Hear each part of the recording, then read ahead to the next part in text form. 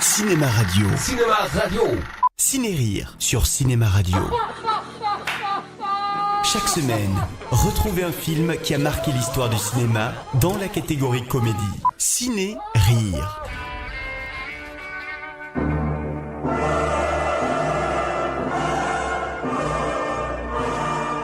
Aujourd'hui, je vais vous parler de la version ciné de la meilleure émission TV américaine, ou la pire, c'est au choix, le fameux Jackass. Salut, c'est Johnny Knoxville, bienvenue à Jackass.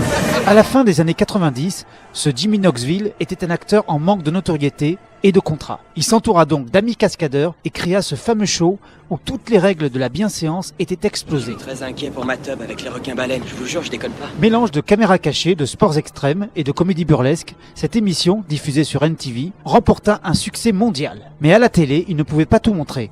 Alors qu'au cinéma, oui. C'est donc sous la classification moins de 16 ans que le film sortit en 2003 et est devenu la comédie idéale pour les soirées entre potes.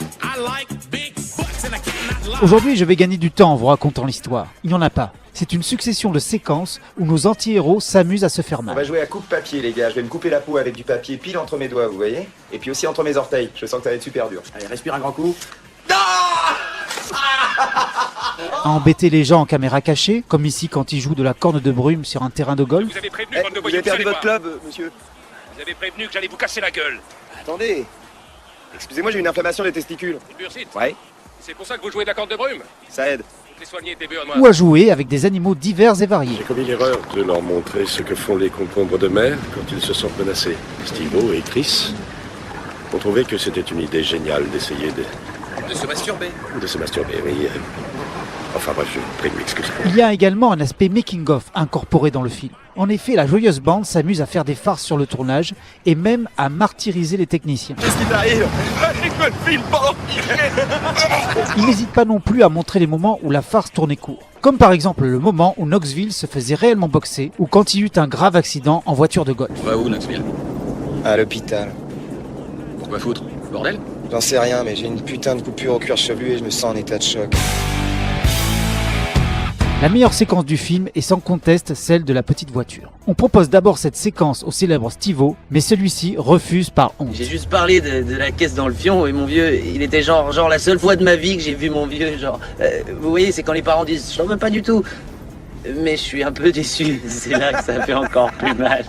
On la propose donc à Ryan Dunn. On lui donne une petite voiture et un préservatif, et il doit mais je préfère qu'il vous le dise lui-même. On voit pas la voiture. Et là, tu la vois?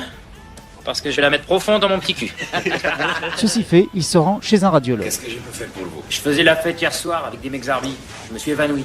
J'ai dû tomber et me casser quelque chose parce que depuis, je marche plus normalement. On va vous faire une radio D'accord. afin de voir qu'est-ce qu'il y a. Une fois la radio en main, le pauvre médecin piégé fait une surprenante découverte. C'est un jouet, une voiture. Et comment elle sera arrivée là? Peut-être vous l'avez mis vous-même dans le cul. Mais je me suis rien mis dans le cul, rien du tout. Vous avez déjà vu un truc pareil?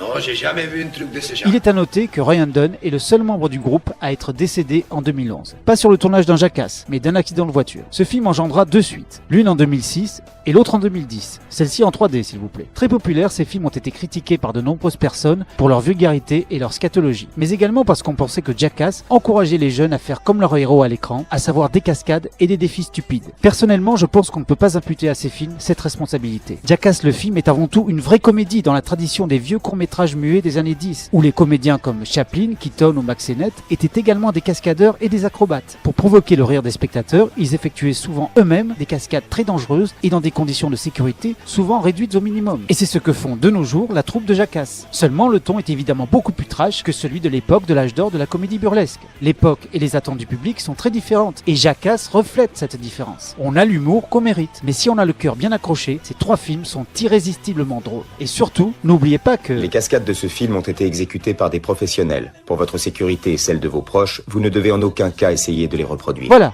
je vous donne rendez-vous très bientôt pour une nouvelle chronique. Et surtout, n'oubliez jamais de rire parce que personne ne le fera à votre place. Cinéma Radio. Cinéma Radio. Ciné-Rire sur Cinéma Radio. Chaque semaine, retrouvez un film qui a marqué l'histoire du cinéma dans la catégorie comédie. Ciné-Rire.